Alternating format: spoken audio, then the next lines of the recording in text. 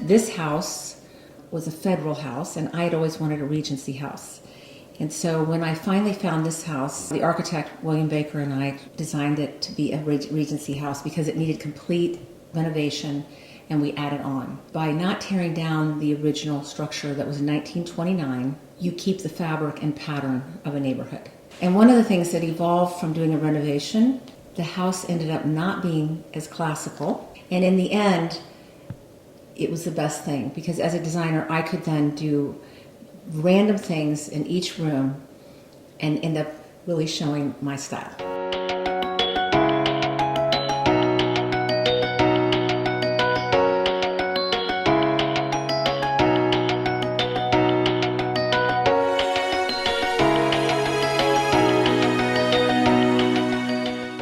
When I was working on the dining room, each room I wanted a detail that was unique in terms of the molding. We created an antique mirror and then found this really great molding from Decorator Supply and just applied it. And it creates this great pattern and looks very chic. I was in Paris shopping. I found this fabulous mantle, very kind of quirky, unusual. It was like 18th century. I had it in storage for 3 years. When we were building the house, I pulled it out, and what was so interesting, it fit this exact original space perfectly. I had some other sconces here, and one of the things I continue to do with the house is edit to have my favorite things. And these I just found, and I love that kind of modern sensibility mixed in with the classic. Again, this bar has been one of my favorite spots in the house because it brings people over to this side of the house off the dining room. We're now putting bar areas in almost every house. And the thing that's interesting, at the same time I found these, at the Paris flea market, I found the tall floor lamps that are really sculptural pieces. Those are incredible. I saw. And they are from an artist. They're signed. And I went back 2 different markets before because they were real art pieces. And they completely changed the dining room. But with the Johnson chandelier, I just love the mix of the old and new. That's one of my favorite things to do. Leave it to you to actually make a TV display area in the sitting room a sexy thing. Well, yeah, because today's televisions in the family rooms are such a big piece of the room. Right. And we really don't want to have them always covered. I found this piece that was so big and... Wait, you found this? You didn't make this? Well, no, at the flea market, again, and it has That's crazy. glass doors. Oh, okay. And but so still... the doors are up in the attic, and I took the doors off. So smart. And then it's off center, and that's what I think is so great about collecting things. You know, people love memories, and that's what collections are. This room was part of the original house, and this is kind of the end of the original house. And what's interesting is we ended up making it a library, and everyone comments on it.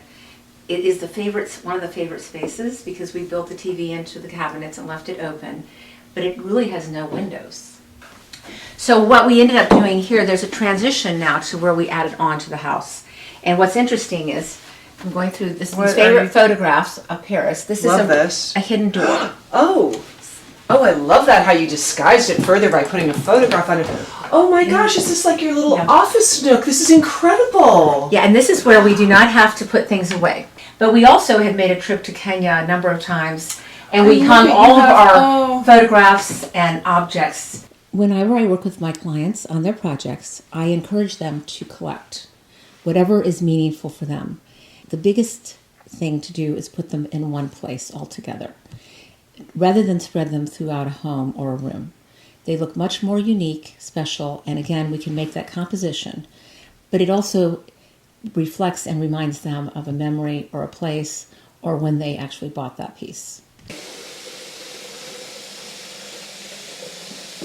Look at the little handles it has on the yeah. end to serve for all. Yeah, like, for so you just can, the you two can of bring, us. so I brought you these decadent desserts because they look like little art pieces, don't they? And they're delicious too. Poor Stacy, she's always filming and she never gets to eat because we're like, okay, that's a wrap. We have to go now, and then we leave, and she never. So we have to. Well, we will save maybe one for you, Stacy. All right, and then here's the beautiful little torch.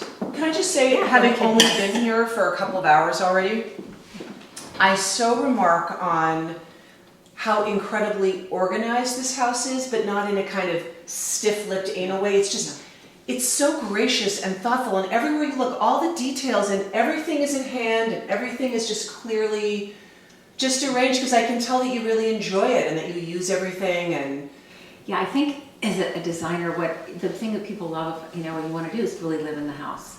And even when we did the kitchen, because today the kitchen is really the place where everyone hangs out. of course. And so I kind of designed the kitchen, instead of against the outside window, I put all of the windows from England in the house so that they look like the French houses. I love those. And they, that really makes and then I it. put the kitchen back here, so then it really just functions as the big island, and like you said, with the butler's pantry, which ends up being a huge asset to the kitchen today, that butler's pantry and bar. I have a lot more questions for you, but I really can't talk anymore because I have to start eating. So let's go outside and eat them. Okay, all right.